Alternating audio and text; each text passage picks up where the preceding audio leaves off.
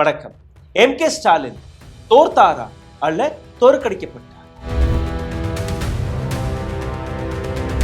இந்த கேள்விக்கான விடயத்தை இந்த பதிவில் நீங்க பார்க்க போறீர்கள், அதுவும் ஆதாரப்பூர்வம். தமிழ்நாட்டு அரசியலில் ஒரு மிகப்பெரிய பிரளயம் வெடித்துவிட்டது, ஒரு பூகம். இந்த பூகத்துடைய பெயர் EVM, electronic voting machine.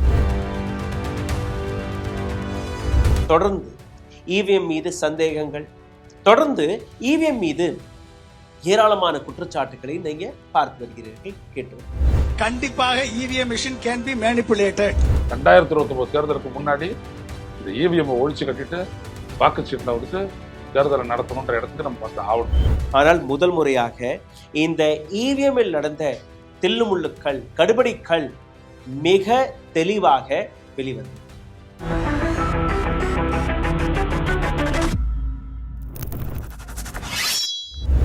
Kolathur தொகுதி கான்ஸ்டிட்யூன்சி நம்பர் 13.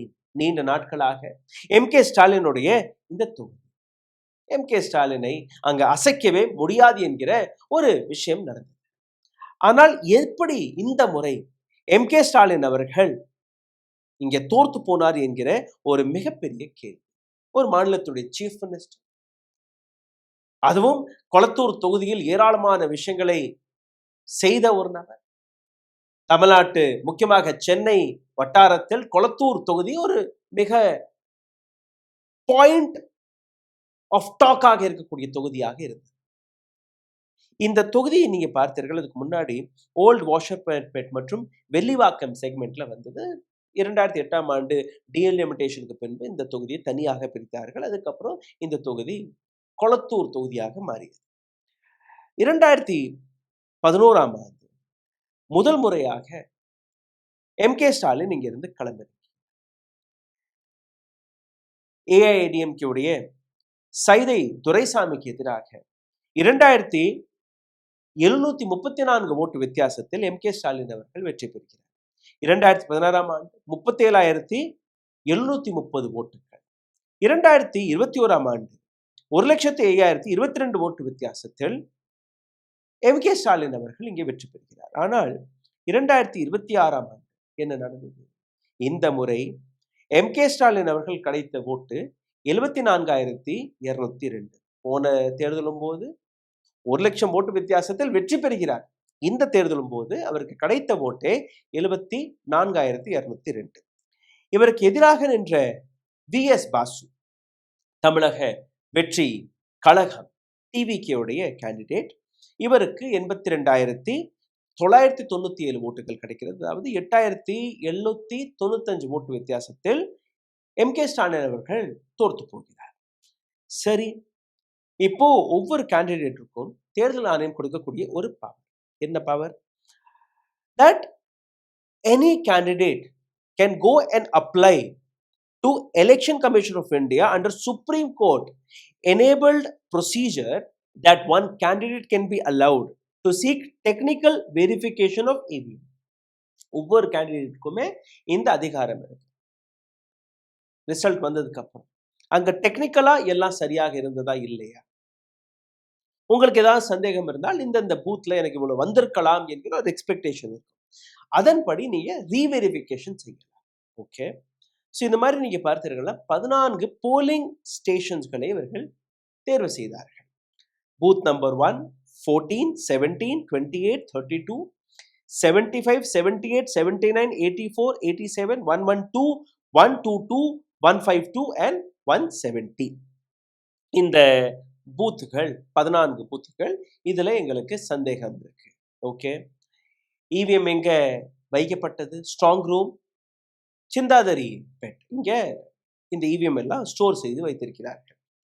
29ஆம் தேதி ஜூலை மாதத்திலிருந்து இந்த ஆய்வு பணி தொடங்குகிறது. இந்த ஆய்வை நீங்க பார்த்தீர்கள்னா 2 வாரத்திற்கான ஒரு எக்ஸசைஸ், ஒரு பிளான் செய்திருக்கிறார். கிரேட்டர் சென்னை கார்பரேஷனுடைய commissioner GS Sameeran, district election officer, இவர் அந்த பணியை கண்காணித்து வந்தார். இந்த ஆய்வின் போது engineers, Bharat electronic limited BEL மற்றும் பிஹெச்இஎல் இந்த 2 கம்பெனிகள் தான் இந்த இவிஎம்ஐ அசெம்பிள் தயாரிக்கக்கூடிய வேலையை இந்தியாவில் பார்க்கிறார்கள். அதனால் இந்த 2 கம்பெனிகளுடைய இன்ஜினியர்ஸும் அங்கே வர வைக்கப்பட்டார்கள். இதுல 42 பேலட் யூனிட்ஸ், 14 கண்ட்ரோல் யூனிட்ஸ் மற்றும் 14 போலிங் ஸ்டேஷன்ல இருந்து வர வைக்கப்பட்டது. ஒரு போலிங் ஸ்டேஷனுக்காக டிஎம்கே கட்டிய தொகை 47,200 ரூபாய். இந்த மாதிரி எங்களுக்கு சந்தேகம் இருக்கு, நாங்க செக் செய்து பார்க்கிறோம். இது மட்டுமல்ல, கொளத்தூர் தொகுதியில மற்ற கட்சி சார்ந்த நபர்கள்லாம் இருப்பார்கள் இல்லையா, against MK Stalin and other people, அவர்களும் அங்கு அழைக்கப்பட்டிருக்கிறார். அதாவது எது நடந்தாலும் எல்லாருக்கும் முன்பே நடக்கட்டும், ஒரு டிரான்ஸ்பரண்ட் ப்ராசஸ். ஓகே, இப்போ இந்த ஆய்வுல என்னெல்லாம் பார்க்கப்பட்டது அதை நீங்க பார்க்க வேண்டும். Display of result stored in burnt memory, microcontroller and comprehension with form number 20. இந்த ஃபார்ம் 20 டாட்டாவுடன் அந்த burnt memory மற்றும் மைக்ரோ கண்ட்ரோலர்ல என்னெல்லாம் சேவ் ஆகிறது அதை நம்ம மேட்ச் செய்து பார்க்கலாம். ஒவ்வொரு இவிஎம்ல நீங்க பார்த்தீர்கள் ஒரு சிறிய சிப் இருக்கும். இந்த சிப்ல தான் நீங்க பதிவிடக்கூடிய ஒவ்வொரு ஓட்டுடைய மெமரி, ஒவ்வொரு ஓட்டுடைய எண்ணிக்கை அதில் போய் சேவ் ஆகும். ரெண்டாவது, இன்ஜினியர்ஸ் இந்த மிஷனை ஓப்பன் செய்து காட்டியிருக்கிறார்கள். ஷோ த ரிசல்ட், எவ்வளோ ரிசல்ட் வந்து காட்டியிருக்கிறார்கள். That already saved inside the chip, ஏற்கனவே அந்த சிப்பில் சேவான நம்பர், ஒரு குறிப்பிட்ட நம்பர் நீங்கள் வச்சுக்கோங்க, 1,55,232 வச்சுக்கோங்க எக்ஸாம்பிள். அப்போ இதற்கு மேல நம்ம போடக்கூடிய, இதற்கு மேல நம்ம டெஸ்ட் செய்ய போகும்போது அந்த நம்பர் எல்லாம் மாறும் இல்லையா, அதெல்லாம் சரியா மாறுதா மாறலையாங்கிற விஷயம். These display numbers are then compared with the official result sheet called Form 20. Form 20ல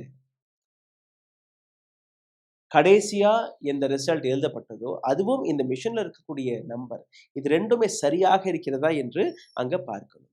purpose என்ன? To check whether the numbers stored inside the machine and the official declared result are matched. இது EVM machine. இந்த EVM மிஷின்ல நான் சொன்னபடி 1.5 லட்சம் ஓட்டு பதிவானதாக கூறுவார்கள். இந்த நம்பரும் ஃபார்ம் 20ல எழுதப்பட்ட நம்பரும் சரியாக மேட்ச் ஆகிறதா இல்லையே என்கிற அந்த முதல் டெஸ்ட் அங்க பார்க்கப்பட்டது. ரெண்டாவது, எரேசர் ஆஃப் ஸ்டோர்டு டேட்டா. இது என்ன, அதையும் நீங்க பாருங்க.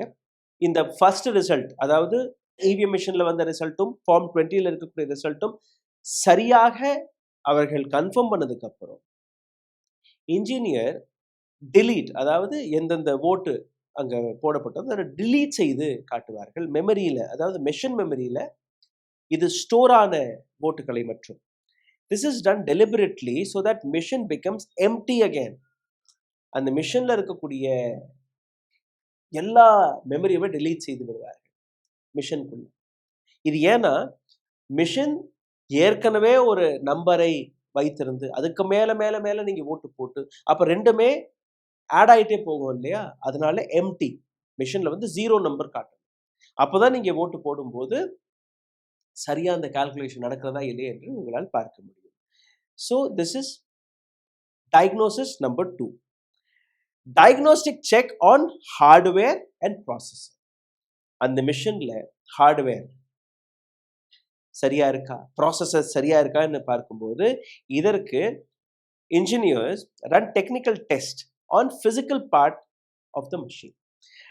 அதுல இருக்கக்கூடிய பிசிக்கல் பார்ட் எல்லாமே என்ன, ballot unit, control unit, main brain, இதுல தான் அந்த மெமரி எல்லாம் போய் சேரும். பேலட் யூனிட் நீங்க போய் இந்த பட்டன் அமுக்குவீங்களா, அதான் பேலட் யூனிட். விவிபேட் உங்களுக்கு அந்த ஸ்லிப் கிடைக்காது, நீங்க பார்க்கலாம் ஒரு 6 நொடிக்கு தாமரைக்கு ஓட்டு போட்டீங்களா, காங்கிரஸ்க்கு ஓட்டு போட்டீங்களா, டிஎம்கே ஓட்டு போட்டீங்களா நீங்க பார்ப்பீங்க இல்லையா, அந்த இடம். So these 2 things will be matched. They check whether the internal process, circuits and connection are working correctly, have not been tampered. ஏன்னா டெம்பரிங் ஒரு கேள்வி வருது இல்லையா, அது சரியா வேலை பார்க்குதா இல்லையா, ஒயர் எல்லாம் சரியா கனெக்ட் ஆகியிருக்கா இல்லையா, ஏதாவது கீழே நடுவில் ஏதாச்சும் கனெக்ட் செய்திருக்கிறார்களே என்கிற இந்த விஷயம். To confirm that hardware and software both in the machine are genuine. Third party பொருட்களை போட்டு இந்த மிஷினை தயாரிக்கவில்லை. இந்த 2 கம்பெனியோட இன்ஜினியர் BHEL மற்றும் பெல், இந்த 2 கம்பெனிகளுமே அங்க அதோடைய ரெப்ரசன்டேட்டிவ் இதெல்லாம் எடுத்து காட்டுகிறார்கள். Mock poll test votes, large mock poll of 500 to 1400 votes. Mock போலும் அங்க போட்டு பார்த்திருக்கிறார்கள். அதாவது ஒரு ஒரு கேண்டிடேட் அங்க வந்து ஓட்டு போடும்போது சரியாக வேலை பார்க்கிறதா இல்லையா, இது எல்லாமே அங்க நடந்திருக்கு. சரி, இதெல்லாம் டெஸ்ட் அங்க நடந்தது. ரிசல்ட் என்ன? அதுதான் இங்க முக்கியம். அதுதான் இங்க கேள்வி. MK ஸ்டாலின் தோற்கடிக்கப்பட்டாரா அல்லது தோர்த்தாரா என்கிற அந்த கேள்வி. இப்போ நான் தொடக்கத்திலேயே காட்டிய இந்த 14 போலிங் ஸ்டேஷன், அங்கிருந்து வர வைக்கப்பட்ட இந்த EVM மிஷின்ஸ், இதுல ஆய்வு நடந்தது. Out of 14, 8 machines verified so far. இதுவரை வெறும் 8 மிஷின்ஸ்களை தான் அவர்கள் ஆய்வு செய்திருக்கிறார். இன்னும் 6 மிஷின்ஸ் ஆய்வு செய்யப்படாமலே இருக்கு. DMK-உடைய NR எலோங்கோ அவர்கள் இன்னைக்கு ஆகஸ்ட் 1ஆம் தேதி அவருடைய முக்கியமான ஃபைண்டிங்ஸ்களை பிரஸ் மீட்டை வைத்து கொடுக்கிறார். என்ன? இந்த 8 மிஷின்ஸ்களில் 3 மிஷின்ஸ்கள் அதுல பிரச்சனை இருக்கு, அதுவும் சீரியஸ் ப்ராப்ளம்ஸ் இருக்கு. என்ன அந்த serious problem? Approximately 30% failure rate. 8 மிஷின்கள் ஆய்வு செய்யப்பட்டது, அதுல இருந்து 3 மிஷின்ஸ்கள் அதுல சீரியஸ் ப்ராப்ளம் இருக்கு. என்னென்ன? 30ஆம் தேதி ஜூலை மாதம் 2 விவிபேட் மிஷின்ஸ்கள் சுத்தமாகவே வேலை பார்க்கவில்லை. எந்த விதமான பேப்பரும் அதுல இருந்து வெளியில வரல. இது 30ஆம் தேதி 31ஆம் தேதி 2 நாட்கள்ல நடந்த ஒரு டெஸ்ட். ஆகஸ்ட் 1ஆம் தேதி பூத் நம்பர் 157ல போடப்பட்ட 7 அட்ரஸ் டேக், அதாவது மிஷின்ல அட்ரஸ் டேக் இருக்கும், பேலட் யூனிட்ல இருக்கும், கண்ட்ரோல் யூனிட்ல இருக்கும். இது எல்லாமே புதிதாக ஒட்டப்பட்ட அட்ரஸ் டேக்குகள். இதுல எந்த விதமான எழுத்துக்களும் எழுதப்படவில்லை. நோ கான்ஸ்டிட்யூன்சி நேம், அந்த கான்ஸ்டிட்யூன்சியோடைய பேர் அங்க இருக்கணும், கிடையாது. மஷின் நம்பர் கிடையாது, போலிங் ஸ்டேஷன் நம்பர் கிடையாது, ஆபீசருடைய சிக்னேச்சர் கிடையாது. வேக்ஸ் சீலை நீங்க பார்த்தீர்கள்ல, அதுவும் சரியாக போடப்படவில்லை. அப்போ எங்க தில்லுமுள்ளு நடந்தது? கண்ட்ரோல் யூனிட் நீங்க பார்த்தீர்கள்னா did not have expect double wax seal. அங்க டபுள் வேக்ஸ் சீல் நடக்கும். 2 இடத்துல அந்த சீல் வைக்கும் போது இருக்கும், அது கிடையாது. ஒரே ஒரு இடத்துல தான் அந்த வேக்ஸ் சீல் இருந்திருக்கிறது. இத்தனை அலிகேஷன், இத்தனை குற்றச்சாட்டு, இத்தனை கேள்விகள் எழும்பிய போது ஆஃபிஷியல்ஸ் என்ன பதில் கொடுத்தார்கள்? It's a human error. Human error. VVPAT வேலை பார்க்கல, இந்த பக்கம் நீங்க சீல் வைக்கல, இன்னொரு பக்கம் அந்த ஸ்லிப் மேல ஒட்டி இருக்கக்கூடிய ஸ்லிப் புதிதாக இருக்கு, அதுல எந்த விதமான பேரும் கிடையாது, மிஷனுடைய நம்பர் கிடையாது, கேண்டிடேட்டோடைய பேர் கிடையாது, எதுவுமே கிடையாது. அப்ப எப்படி? ஒரு இடத்துல தவறு நடக்கலாம், ஓகே, ஹியூமன் எரர். 2வது இடத்துலயும் தவறு நடக்கலாம், ஹியூமன் எரர். நான் எடுத்து காட்டக்கூடிய இத்தனை எரர் எப்படி வரலாம்? எப்படி சாத்தியம்? அப்போ இங்க கேள்வி எழும்புகிறதா இல்லையா? இப்போ டிஎம்கே இந்த விஷயத்தை சுப்ரீம் கோர்ட்டில் சேலஞ்ச் செய்ய போகிறது. சுப்ரீம் கோர்ட்ல இந்த விஷயம் சேலஞ்ச் செய்யப்படும் போது அதற்கு முன்னாடி ஹைகோர்ட்ல போகணும், ஹைகோர்ட்ல இருந்து சுப்ரீம் கோர்ட்டுக்கு போகும். இப்ப டிஎம்கே எடுத்து வைக்கக்கூடிய டிமாண்ட், நாங்க பிரச்சனை என்று எடுத்து காட்டக்கூடிய இந்த அனைத்து மிஷின்ஸ்களையுமே நீங்க பாதுகாப்பாக வைக்கணும். விவிபேட்டாக இருக்கட்டும், பேலட் யூனிட்டாக இருக்கட்டும், எதுவாக இருந்தாலும் அந்த இவிஎம் மிஷினாக இருக்கட்டும், எல்லாத்தையுமே நீங்க பாதுகாப்பாக வைக்கணும். இது இன்னைக்கு 1ஆம் தேதி, நாளைக்கு 2ஆம் தேதி, 3ஆம் தேதி, இன்னும் 2 நாட்கள் 3 நாட்களுக்கு இந்த எக்ஸசைஸ் நடக்க போகுது. ஏன்னா ஒரு நாள்ல 2 யூனிட்டை தான் இவர்கள் செக் செய்ய முடிகிறது ஒரு நாளைக்கு. மொத்தம் 14ல 7 நாட்கள் வரை இந்த டெஸ்டிங் நடக்கும். இப்போ 8, அப்போ 4 நாள்ல 8 யூனிட்ஸ்களை இவர்கள் டெஸ்ட் செய்திருக்கிறார்கள். இந்த 4 நாட்கள்ல 8 யூனிட்ஸ்கள் டெஸ்ட் செய்யப்படும் போது அதுல இருந்து 3 யூனிட்கள் பிரச்சனையாக இருக்கிறது, சீரியஸ் பிரச்சனைகள் இதுல இருக்கு. இன்னும் நாளைக்கும் ஒரு டெஸ்டிங் இருக்கு, அதுக்கு அடுத்த நாள் ஒரு டெஸ்டிங் இருக்கு, அதுக்கு அடுத்த நாள் ஒரு டெஸ்டிங்.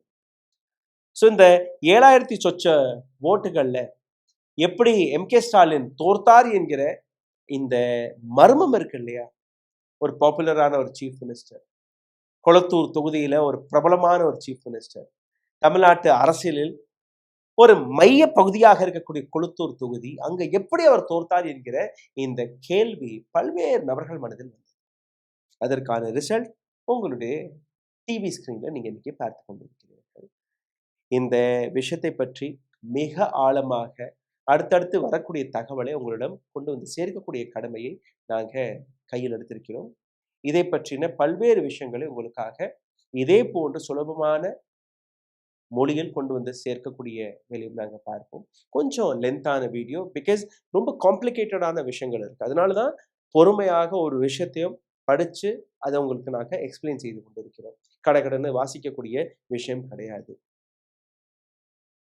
உங்களில் எத்தனை பேர் இவிஎம் மீது நம்பிக்கை வைத்திருக்கிறீர்கள்? எத்தனை பேர் அதே பழைய வாக்குச்சீட்டு வர வேண்டும் என்று நம்புகிறீர்கள்? அதற்கான கேள்வியை கீழே எழுதுங்க. உங்களுடைய கருத்துக்களை எழுதுங்க. இந்த வீடியோவை பகிர்வதற்காக லைக், ஷேர், சப்ஸ்கிரைப் பட்டன் இருக்கு, அதை தட்டுங்க. இந்த சேனலை சப்போர்ட் செய்ய நினைக்கக்கூடிய நபர்கள் அருகில் இருக்கக்கூடிய QR கோடை பயன்படுத்தி அதுவும் செய்யலாம். நன்றி, வணக்கம். ஊடகம் கார்ப்பரேட் அரசியல்வாதிகளின் கைப்பாவையாக அடிமைகளாக இருந்தது போதும். இனி சாட்டை எடுத்து சுழற்றும் நேரம் வந்துவிட்டது. ஊடகம் பொதுமக்களாகிய உங்களுக்காக உங்களாலேயே இயக்கப்பட வேண்டும். ஊடக சுதந்திரத்திற்காக உங்களின் பங்களிப்பை இன்றே அளித்திடுங்கள். ஓ, அப்ப அந்த மிஸ்டர் அண்ட் மிஸ்ஸஸ் பெர்ஃபெக்ட் உண்மையிலேயே வர்த். நரம்பு தளர்ச்சியிலிருந்து விடுபட்டு உடம்பு ஒரு புது வீரியம் பெற மா நேச்சுரல்ஸோட மிஸ்டர் பெர்ஃபெக்ட்டை யூஸ் பண்ணுங்க.